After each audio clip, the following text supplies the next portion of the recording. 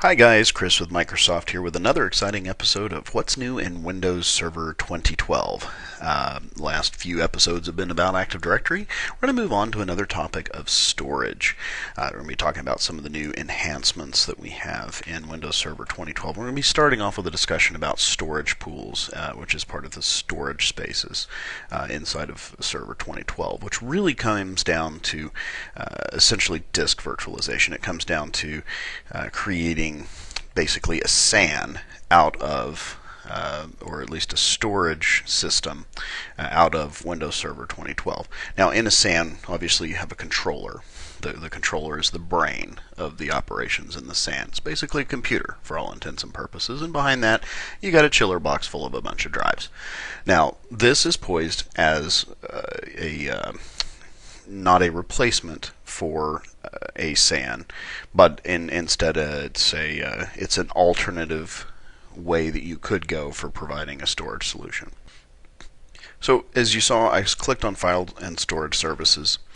This is another way to manage your drives and your storage pools and your iSCSI targets, which we'll be talking about later, and in this case, storage pools. Now I can also look at disks and volumes and here just like I can with the tried and true disk management. So if I looked in disk management console, I'm going to see a whole lot of drives in here. So I've got 20 gig drives, and I've got some 15 gig drives, and I've got a 126 gig drive, just a handful of drives of the same console that you've seen. This is one that's inside of Server Manager, and it does the same thing. Now what's really cool about this is if I'm managing a whole host of different servers, as we talked about in a previous episode, I'm able to manage their disks and their shares from this same console remotely without having to RDP into that system and then open up disk management there. To begin the process of creating a storage pool and really show you that this is not just another way of doing software RAID. This is a true intelligent storage subsystem. We need to kind of look at a couple of different places where we see drives in Windows. Now, one of those, as you can see, as we had just looked, was here in disk management. Another one of those places where we're going to see that is also going to be in the device manager. So if we go into device manager, we can physically see these hard drives are located here. So in the hardware stack, that's where we're going to see those. And we're going to see this at the store port layer or the volume manager layer. And then here we've got the view of this from a storage pool perspective. Storage pool will see these uninitialized drives in the primordial pool. And if you want to see all the disks in the unconfigured state, we would see those listed here under the primordial pool by having this highlighted. So what we do is first create a new storage pool. So this is a little wizard that's going to walk us through doing that. So all I'm doing in this first section is I'm going to go through and I'm going to create a pool of disks out of unconfigured disk primordial pool. We'll call this the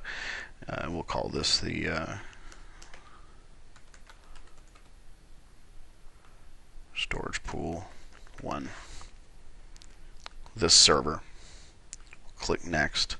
And we're going to go ahead and grab some disks. So I can put different size disks into this pool. I'm going to leave that one alone for now. And the only other real choice we have has to do with whether this drive is going to be a hot spare or if it's just right here in automatic.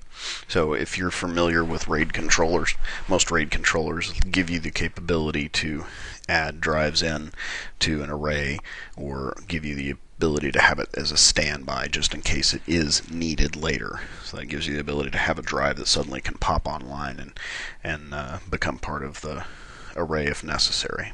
So we're going to go ahead and click Next and click Create. And so as it creates this storage pool, we're going to see this pool appear, and it'll show you the disks that are in that pool. So this is the storage space that we've created. We've still got the other disk that we did not do anything with in the primordial pool. We'll probably do something with that here in a little bit. And that's all it really took to create this pool. So what did we really do? Okay, so we come over here to Device Manager. Really nothing going on here. You can see that there is no change from a hardware perspective. We still see these hard drives. But if I go into Disk Management, on the other hand, I don't see these drives anymore. They aren't here. So at the store port layer, at the volume management layer, you can see this is not software RAID. This is a true storage system. This is a true storage subsystem that is managing this. In fact, this is actually running via a new driver that exists at the same level where your volume manager is. And if we were to expand out the different storage controllers, you're going to see the Microsoft Storage Spaces controller. So if I go in there and look at the driver and see the Microsoft Storage Spaces controller, and even go into the driver details, you'll actually see that this is called Spaceport. So officially, Microsoft has a spaceport, and the driver that controls the storage spaces is what is the brains of this operation, which brings us true disk virtualization. So I like to bring this up and show that this does disappear from disk management, because now he's controlling this. So obviously just having a pool of disks isn't terribly useful, so we need to do something with this. So we're going to create a virtual disk. Now the word virtual essentially means fake, just like virtual machine. That means a fake machine. Virtual memory means fake memory. We're going to create a virtual disk. This has nothing to do with virtualization from a virtual machine standpoint. This is disk virtualization. If you're familiar with managing SANs, you're already familiar with this concept. Disk virtualization simply means I am going to go carve off a chunk of space out of a SAN, and we're going to tell the SAN how redundant and how fast it needs to be and how resilient it needs to be, but we don't actually need to know where that drive exists. You can still carve out drives, drive 5, 6, 7, and 8, create a RAID 10 and go hand it off to a server. But most new modern SANs actually just ask you where, and then it manages where that is. It can move the data around from drive to drive physically in the backplane, so that it overcompensates for any kind of really heavy traffic periods and overutilization. Anyway, getting off the topic, storage pool, we're going to create it out of the storage pool we created earlier, and we get to make some interesting decisions on this. So really quick, I'm going to call this vert disk 1, and now we get to make some choices about our redundancy. So very much like if I were creating this on a RAID controller card, I would have some options sort of like RAID 0. This would be very close to RAID 0, or a RAID 1. That would be very, very close to a RAID 1 situation, or a RAID 5, data bit, parity bit, but instead we're going to have something that would be better described as data chunk, parity chunk. So maybe we want to have some redundancy from a parity standpoint in this case. And here's a really interesting part of this. I can either fix provision this, or I can actually thin provision this. Now, again, if you're familiar with SANs, this is not a new concept. To go create a SAN at a one-to-one relationship, buying disks and storage containers in a way that exactly matches what your end users are asking for is generally a waste, because people don't know a lot of times how much space that they're going to need, and they a lot of times ask for a lot more than what they need. A lot of times they're planning for the future. They're planning for a 5-year project. We're going to have this new we're going to have this new project that's going to need X amount of space over the next 5 years, and for the next, for the first 4 years of that project, even if they do actually use all of that space, you've got 15,000 RPM disks spinning in a SAN that cost you a lot of money with not one bit of data on them, right? So it makes sense to buy and let the SAN manage that. Monitor the SAN. As it starts to hit capacity, we can go and add more storage later, but we can present the amount of data that the end users have asked for, and then we can turn around and manage that capacity in a more realistic fashion. That's what we're doing here. Then provisioning. So we have these drives that we created here, and it shows a 72 gig or 71 gigs of free space, right?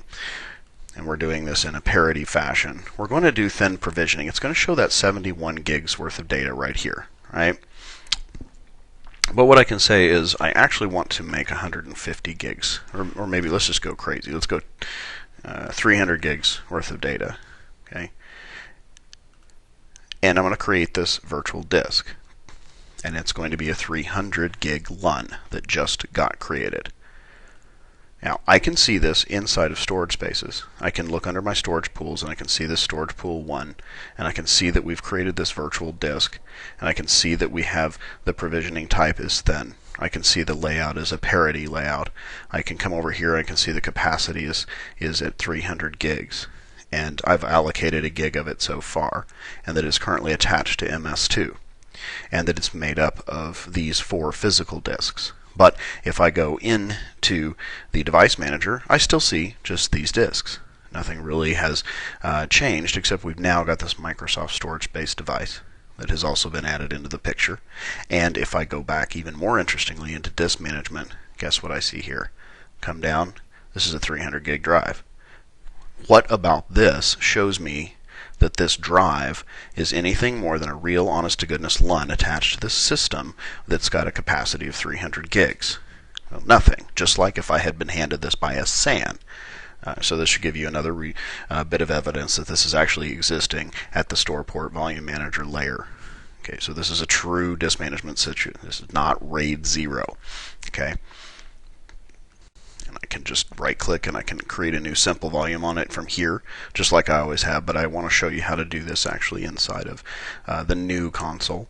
So I got my virtual disk run here. I can run this new volume wizard just like I could in disk management. As you can see, we're poising, I think, anyway, I believe we're using storage management inside of the server manager to eventually replace disk management. Okay, so we were selected on this server and we're selected on this 300 gig disk. We're going to go ahead and create ourselves a 300 gig drive. We're going to go ahead and get this thing a drive letter as it thinks. This is it's thinking. Alright, we'll grab it. S drive for storage space. Now, we have a ability to do this as NTFS or REFS. So if you haven't heard, we have a new file system as of 2012. REFS is posed to replace NTFS in the future. Our new capacity for NTFS is 64 terabytes. We will have that as the biggest that NTFS is likely to get in its lifetime. There's a handful of enhancements to NTFS, so we haven't deprecated it. We've added a new check disk capability. It's not at the volume level now, it's at the file level, so check disks in Server 2012 will take about 2 seconds, whereas in the past it was completely dependent on how many files you had on the drive, so it could take hours or even days in some cases if you had a really big drive. Now, because of spot checking, which if I have time I'll have another episode where we talk about spot checks and things of that in the new NTFS health model. REFS is poised to take us into the future. It's a resilient file system, has a journaling piece to it, has amazingly large capacities, has tremendous file size capabilities and volume size capabilities. So you can create either of these. We're going to stick with NTFS for now, and we'll call this disk. We'll call this thin disk. Alright, and then next, and create. So, works very much like it would have been if we were just doing this through disk management. So we'll go ahead and let that go ahead and format. So I'll pause the video for just a second. And it's finished. Okay, so another couple of bits of information that are really cool about what we just did. Okay, everything about this is independent of the OS. So if I lose my operating system, I don't lose this thin disk. Okay, because there's a protective partition that exists at the beginning of this that actually identifies it as part of a storage space, as part of a storage pool, and it knows what it is. So when the system boots up after you have maybe had corruption on C and we had to reload Windows, S drive is still going to be there. It's still going to be thin provision. It's still going to be configured exactly like it is right now. We can use this just like we would, and we can hand out more virtual disks if we want off of that storage pool. So what I mean by that is I'm going to circle back around in here. I'm going to come up and I'm going to right click on the storage pool that we created, and I'm going to create another virtual disk. Right? So once again, thinking of that storage pool as part of a SAN. I'm going to go back in here, and let's say that this time we're going to create, let's say, oops, vert disk 2. And this time let's make a mirror. And this time let's stick with thin. It's just because we're going crazy here. And let's say we got, this time we're going to do in 350 gig drive. All right. Create. And we can go ahead and check this box, create a new volume, just so I can kick that new volume wizard off and let that run. We're going to go ahead and create a 350 gig drive, which by the way has already appeared here in disk management. There it is. So again, a LUN appearing to me in the operating system, just like I would if it was on a RAID controller or coming off an HBA card or coming off an iSCSI target. It's block level storage just like anything else. We're creating this time as a mirror, so why don't we just pick M drive for fun after it finishes thinking. Keep thinking, keep thinking. There you go. Keep thinking, aha, cool. LM. We'll call this M drive, and we'll call this mirror just for fun. Why don't we make this REFS just for fun stuff? Note that when I go REFS, generate short file names is grayed out. One of the things about REFS is it will not support the short file name, or the 8.3 as it used to be called. So I'm going to go ahead and let that go, let it format, and we're done. There we go. So now we look at this storage pool. We can see that we now have two virtual disks. One is Theron, one is mirror, parity, 250 gigs, 350 gigs, M drive, S drive. All we can see here in disk management is 350 gig drive. Looks normal to me. So what if we start running out of room? Well, we're going to start getting notifications down here in the Action Center. If we're monitoring this server, we'll be getting alerts. We'll be seeing that coming up in the event viewer. There's going to be a lot of places where we're going to know. And Windows knows that it's running out of space. If we've over-provisioned that drive, just like a SAN, it's going to start screaming at us. And it's going to start telling us. But if nobody pays attention, the SAN simply will eventually shut down or cease to allow you to write to that. The neat thing about doing this in Windows, and not to put this up against a full-featured SAN, but the neat thing about having done this in Windows is going to be that, well, Windows knows that there's a problem coming up. It can do more graceful shutdown against these disks because it knows of the problem prior to the problem happening. Okay, so this is some kind of cool stuff. Well, what happens if we do see that start to happen? Well, one of the things we can excuse me, one of the things we can do is right-click and say add a physical disk. Well, we've got this 20 gig drive right here that we hadn't assigned earlier, so I can go ahead and add that into the pool. All right. Notice that the primordial pool just disappeared. The reason for that was because there's no unconfigured disks now. We would see the 20 gig drive that was listed here a minute ago has now disappeared. All right, because it's now been absorbed by the pool. And let's say I go in here to File, Settings. We'll come on over here to the SCSI controller, and let's go to hard drive and add another one. Let's create a new little virtual hard disk, and we'll make a VHDX. By the way, you know what? Actually, I'm not going to go here yet. We'll talk about this a little bit later when I get into some Hyper-V stuff in a later episode. We're going to create a dynamically expanding disk. We'll call this disk 6. We'll make this one. Let's make it 22 gigs. Actually, let's make it 24 gigs after Jeff Gordon, my wife's favorite NASCAR driver. Next, finish, and there we go. So we've got another drive. I'm going to click OK. So we should have a primordial pool again up here. Note the refresh button. Make it think, thinking.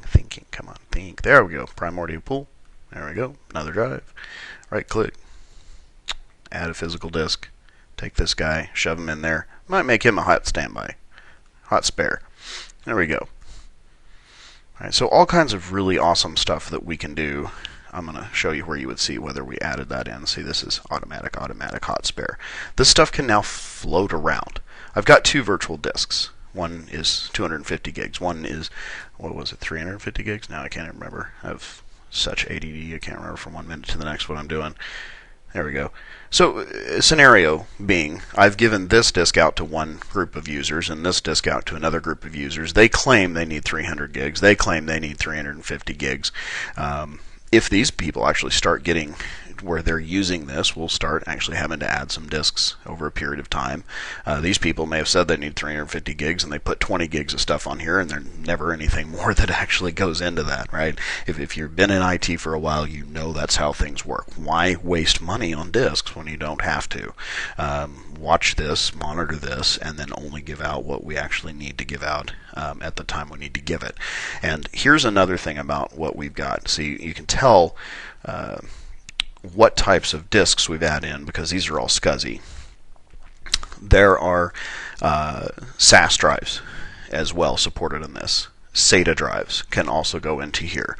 USB drives. You have all different kinds of storage interconnects can be mixed. Now, it needs to be block storage that is not network. In other words, no HBA fiber channel type stuff, no iSCSI can go in here because those would assume that we're already pulling those from another intelligent storage subsystem, so it doesn't make sense to then shove it into another one, right? Disk virtualization on top of disk virtualization just might be a 2-bit chaotic type of situation here.